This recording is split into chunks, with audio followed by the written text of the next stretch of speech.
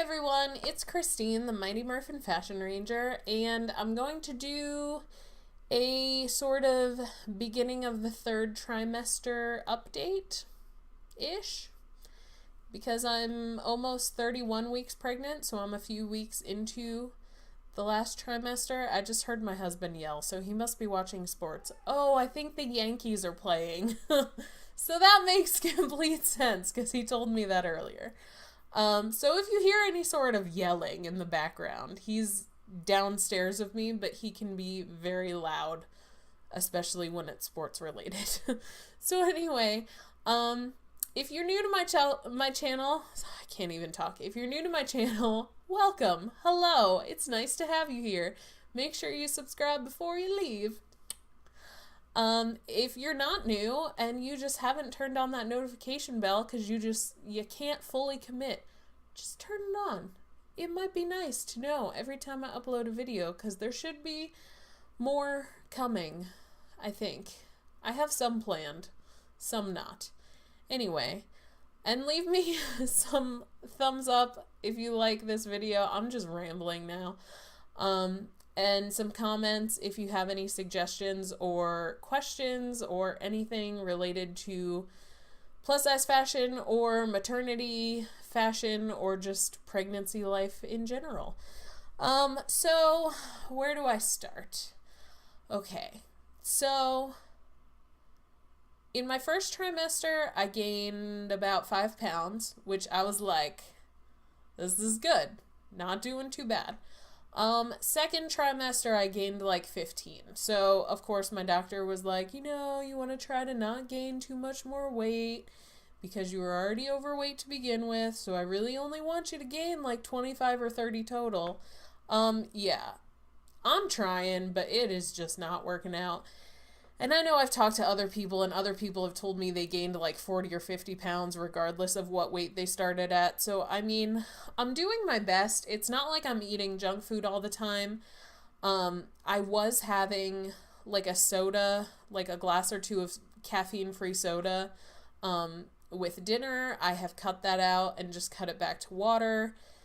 I have tried to force myself to like not eat as much fried food. Not that I was eating a lot before, but usually on the weekends I would have McDonald's like once, and I've tried to like cut that out and go to like Chipotle where I can get like a salad instead. Not that Chipotle is the greatest either, but of the fast food options, it's probably the only semi-healthy one that we have around our house. So, I mean, I'm trying, but it's hard because I feel like I'm not even eating as much as I used to. Like, there's definitely less room in there because of the baby. So, I'm like, if I'm eating less and I'm trying not to eat, like, food that's complete junk, if I'm still gaining weight, like, there's only so much that I can do. That's how I feel about it. I know my doctor's probably going to give me crap about it for the rest of the pregnancy, but honestly, I'm doing my best, and I'm sure people can relate, because it's not, like, if you look at me, the whole rest of my body has not changed at all. It's literally just like where the baby is and above it, because above it is where all the organs are getting pressed up and everything. So it's not like the rest of my body's changing. It's definitely just like, sorry, my computer's like shaking. It's just where the baby is, and I'm sure like water plus the weight of the baby, etc. Sorry, I'm gonna move you back a little bit because maybe that'll help stabilize it. I think it's just, it is what it is. Like, it's hard. It's hard to control your weight when you're not allowed to, like, diet, per se. Like, I feel like that's where the hard part is for me, because normally if someone was like, hey, try not to gain too much more weight, I'd be like, sweet, I'll just go on, like, a 1,200 calorie diet, no problem. Well, you can't do that while you're pregnant because your baby still needs the calories. So I know I need to get a little more active because I feel like I'm only super active on the weekends. I need to bring that into the weeknight more.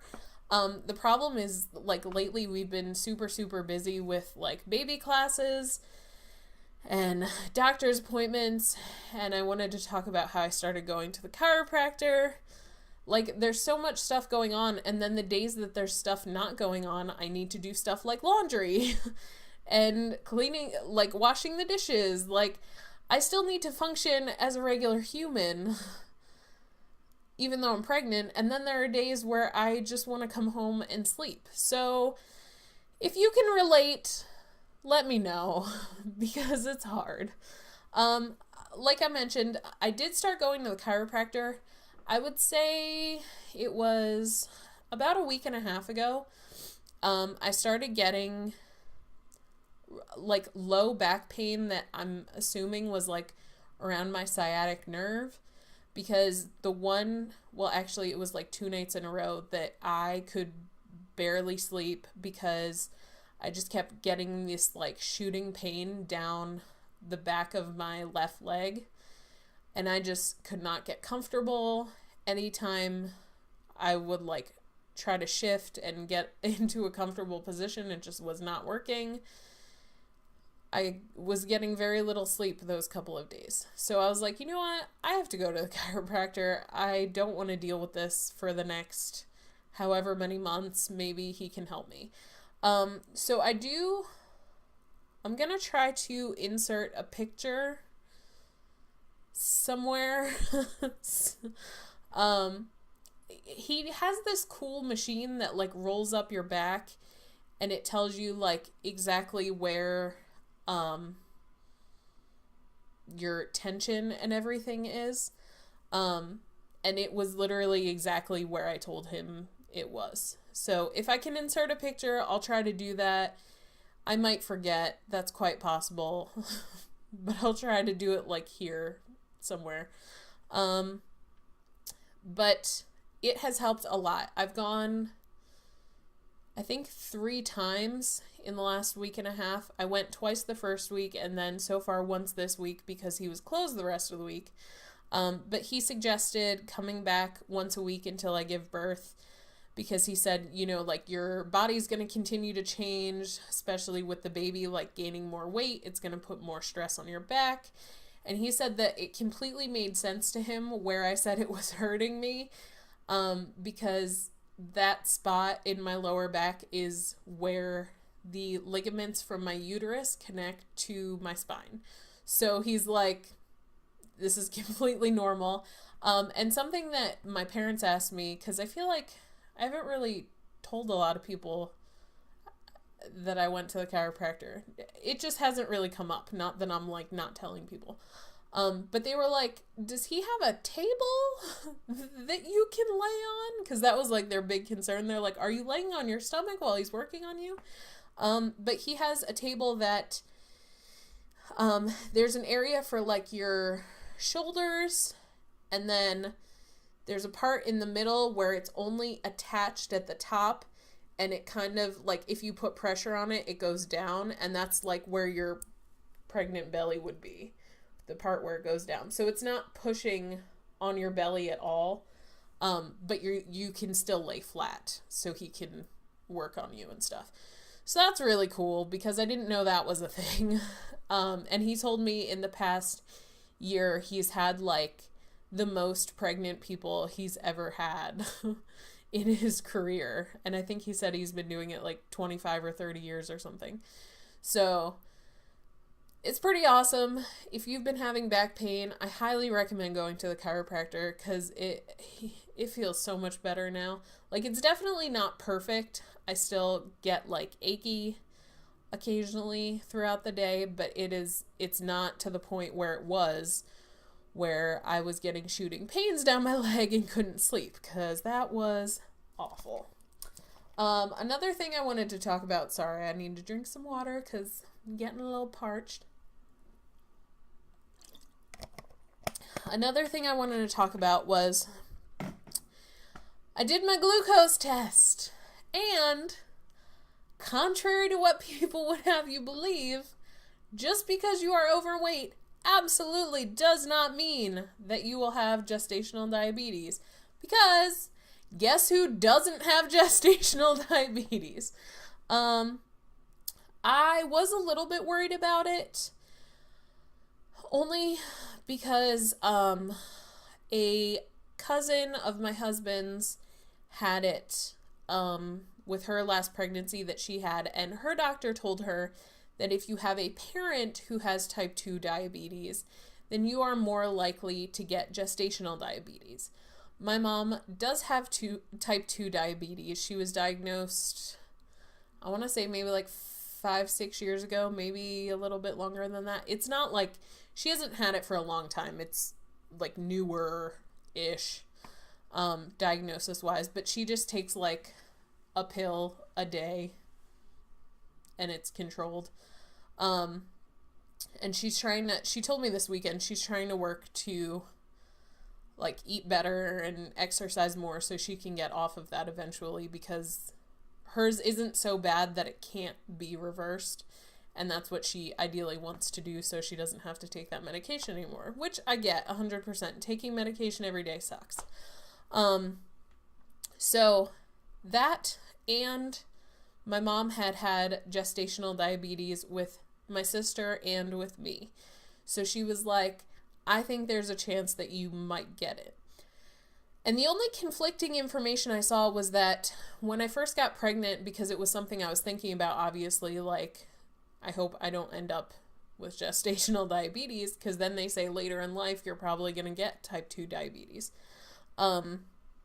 But when I was doing some research, it said something about how it could have something to do with how your placenta forms.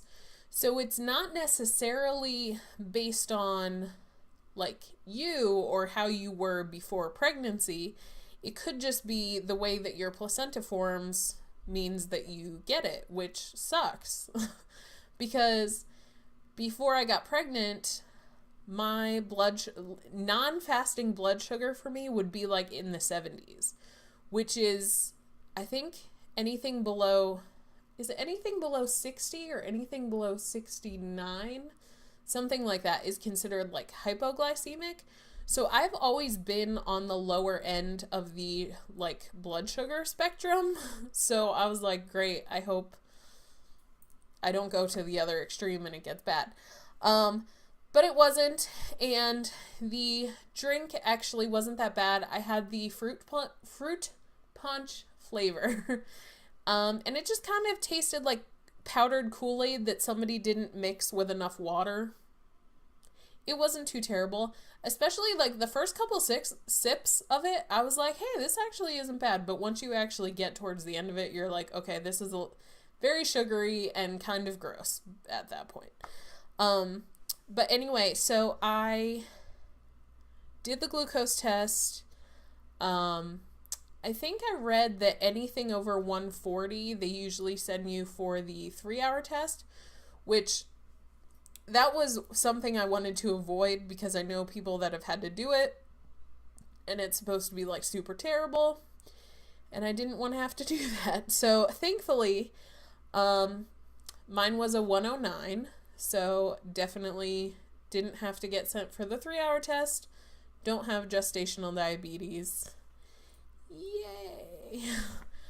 So really the only thing that they're still like monitoring is my blood pressure, which I think I mentioned that in my updates for the second trimester. It's been staying about the same. It hasn't really increased since the second trimester. It's just been staying at what it was. So it's still like a little bit elevated, but it's not to the like hypertension range or to the stage where they would actually like put me on any type of medication. I'm still far away from that point. They do test my urine every time I go in for protein, because that can be a sign of pre-eclampsia with like combined with the high blood pressure, but I haven't had any of that, so that's good. They do tell me that even if my blood pressure remains the same, because it is still a little bit elevated, they would probably induce me between 38 and 39 weeks. So my computer just went black.